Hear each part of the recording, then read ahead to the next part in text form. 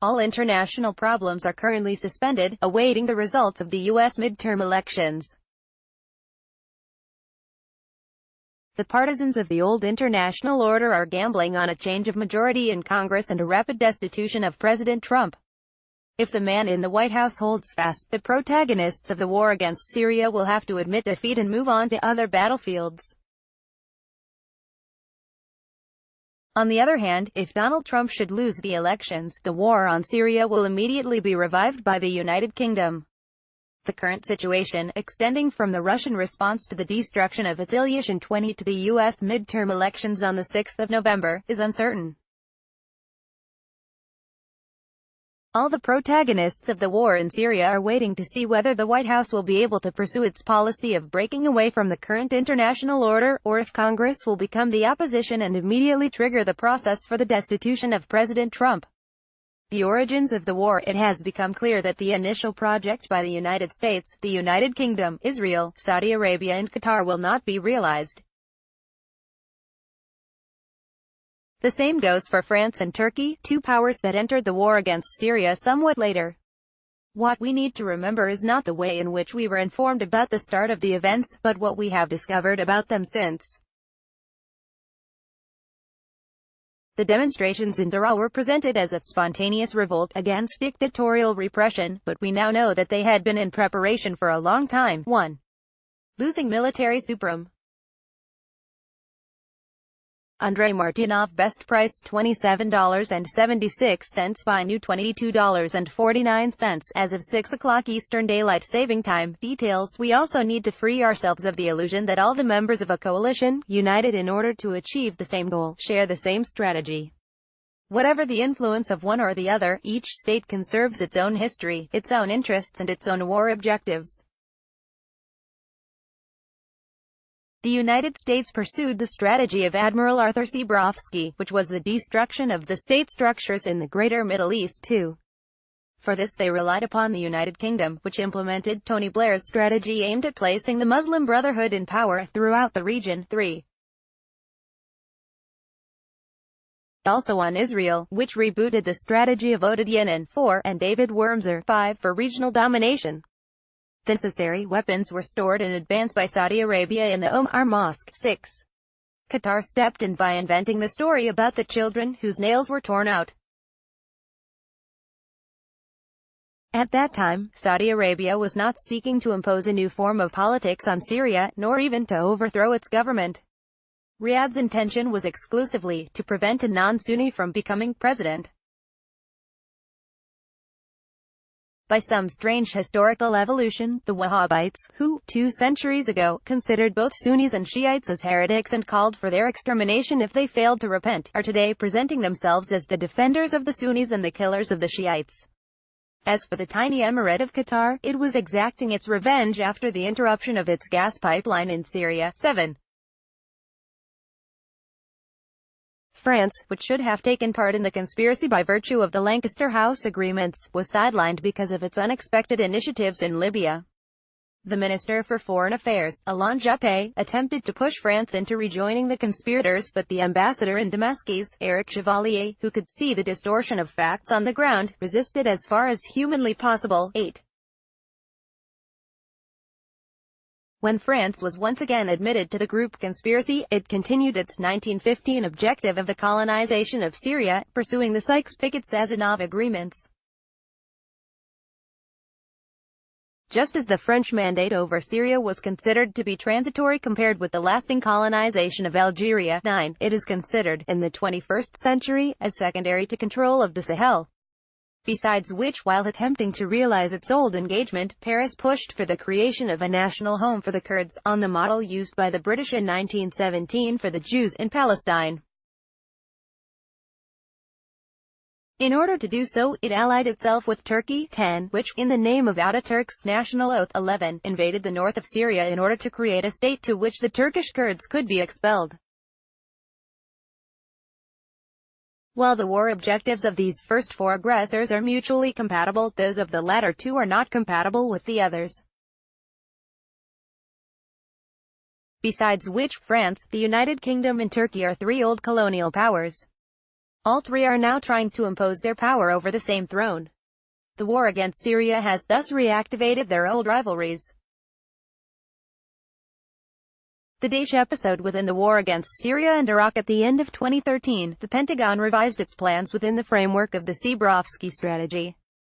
It modified its initial plans, as revealed by Ralph Peters, 12, and substituted the plan by Robin Wright for the creation of Afghanistan, straddling Syria and Iraq, 13. However, in September 2015, the deployment of the Russian army in Syria, as an obstacle to the creation of Afghanistan by Daesh, ruined the projects of the six principal partners in the war. The 3 years of war that followed had other objectives: on the one hand, to create a new state straddling Iraq and Syria within the framework of the Syria strategy, and on the other, to use Daesh to cut the Silk Road that Xi Jinping's China were seeking to reactivate, thus maintaining continental domination over the western part. The Syrian-Russian victory and the reversal of the United States. The affair of the destruction of the Ilyushin 20 on the 17th of September 2018 handed Russia the occasion to terminate this extended war and come to an agreement with the White House to stand against other aggressors. This is a rerun, on a smaller scale, for the Russian-US reaction to the Suez Crisis of 1956-14. Moscow has not only given the Syrian Arab Army anti-aircraft missiles, S-300s, but has also deployed an entire integrated surveillance system. As soon as this system is operational, and Syrian officers have been trained to use it, which will take 3 months at the most, it will be impossible for Western armies to overfly the country without permission from Damascus. 15. President Trump announced in advance that he intends to withdraw U.S. troops from Syria. He went back on this decision under pressure from the Pentagon, then agreed with his general officers to maintain pressure on Damascus as long as the United States were excluded from the peace negotiations in Sochi. The deployment of the Russian armies, for which the White House had probably given its agreement, provided President Trump with the occasion of forcing the Pentagon to back off. It would have to withdraw its troops, but it could maintain the presence of its mercenaries. As it happens, these would be the Kurds and Arabs from the Democratic Forces. 16. The Syrian Minister for Foreign Affairs, Walid el-Muallem, speaking before the General Assembly of the UN, demanded the immediate and unconditional withdrawal of the foreign forces of occupation, U.S., French and Turkish. 17.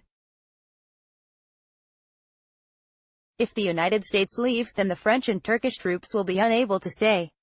The Israelis would no longer be able to overfly and bomb the country. The British have already left. However, Tel Aviv, Paris and Ankara still hope that President Trump will lose the elections of the 6th of November and will be fired. They are therefore awaiting the results of this fateful election before they decide. If it happens that Donald Trump should win the midterm elections in Congress, another question will arise. If the Western powers give up on the battle in Syria, where will they go to continue their endless war? This is indeed a reality on which all experts agree. The Western ruling class has become so swamped in bad blood and hubris that it is unable to accept the idea of being geared back behind the new Asian powers. Wisdom would dictate that once the war is lost, the aggressors should withdraw. But the intellectual disposition of the West prevents them from doing so. The war here will cease only when they find a new bone to gnaw on. Only the United Kingdom has given its response any thought. It is clear by now that although London maintains its diplomatic pressure on Syria via the small group, its attention is already focused on the revival of the Grand Game, which saw the Crown confront the Tsar throughout all of the 19th century. After having invented the Skripal affair, and on the model of the Zinoviev letter, 18, London has just caught the Russian exterior intelligence services red-handed in their attempt to discover what is being plotted against them by the Organization for the Prohibition of Chemical Weapons, OPWC. Reinventing collapse. Dmitry Orlov best price $5.05 by new $10.15 as of 9:25 Eastern Daylight Saving Time, details this geopolitical doctrine is independent of the events which serve as its pretext. The Grand Game was the strategy of the British Empire. Its resumption by the current United Kingdom is the consequence of Brexit and the policy of global Britain. Just as in the 19th century, this anti-Russian configuration will lead in time to an exacerbated rivalry between London and Paris. On the contrary, should Theresa May fail, along with the questions concerning Brexit and the maintenance of the United Kingdom in the European Union, all these projections will be cancelled. If France is now studying the possibility of leaving the Middle East in order to concentrate on the Sahel, the position of the United States is a lot more problematic. Since 9/11, the Pentagon has enjoyed a certain autonomy. The 10 combat commanders of the armed forces no longer receive orders from the President of the Joint Chiefs of Staff Committee, but only from the Secretary of Defense. With time, they have become the veritable viceroys of this American empire, a function which they do not wish to see reduced by President Trump. Some of them, like the commander for South America, Southcom 19, intend to continue with the Seabrovsky strategy, despite the admonitions of the White House. So there remains much uncertainty. The only positive step taken concerns Daesh. For 3 years, the Western powers pretended to be fighting this terrorist organization, while at the same time supplying them with weapons. Today, Donald Trump has ordered the cessation of this experience of an explicitly terrorist state, the Caliphate, and the Syrian and Russian armies have pushed the jihadists back. The Westerners have no desire to see their friends, the moderate rebels, now qualified as terrorists, turn up in their countries en masse. Consequently, whether they admit it or not, they hope they will all be killed in Syria. It is the U.S. midterm elections which will decide whether the war continues in Syria or move on to another battlefield. 1. Aggression disguised as civil wars, by Thierry Mason, translation Pete Kimberly, Voltaire Network, the 27th of February 2018. 2. The Pentagon's New Map, Thomas P. Barnett, Putnam Publishing Group, 2004. The U.S. Military Project for the World, by Thierry Mason, translation Pete Kimberly, Voltaire Network, the 22nd of August 2017. 3. Tony Blair Speech at the World Affairs Council in Los Angeles, by Tony Blair, Voltaire Network, the 1st of August 2006, when progressives treat with reactionaries.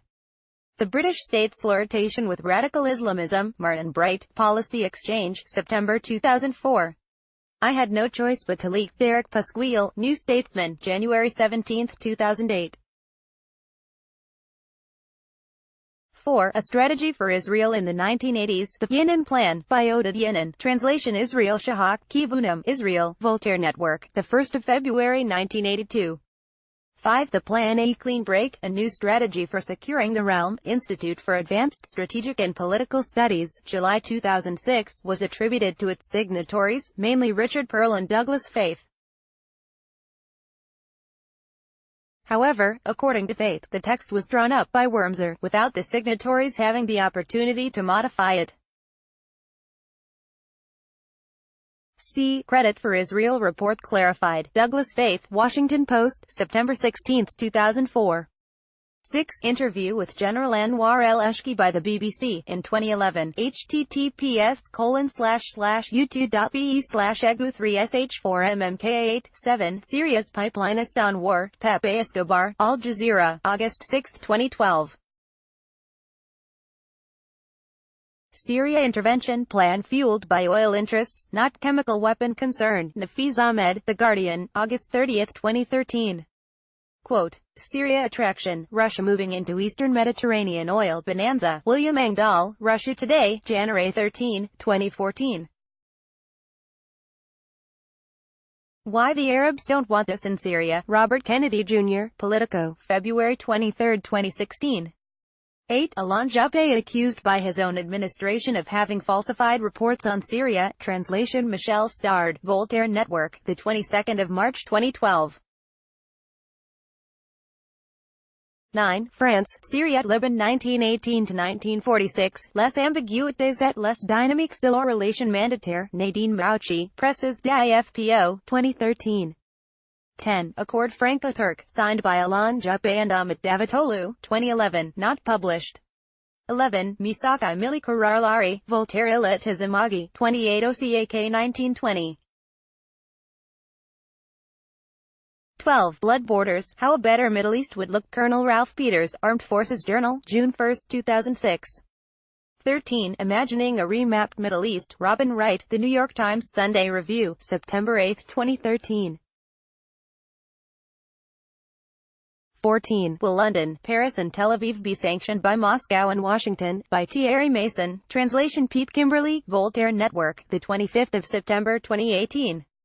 15. Implication of creating a modern integrated management of the Syrian airspace by Valentin Vasilescu. Translation Anusha Boralesa, Voltaire Network, the 8th of October 2018.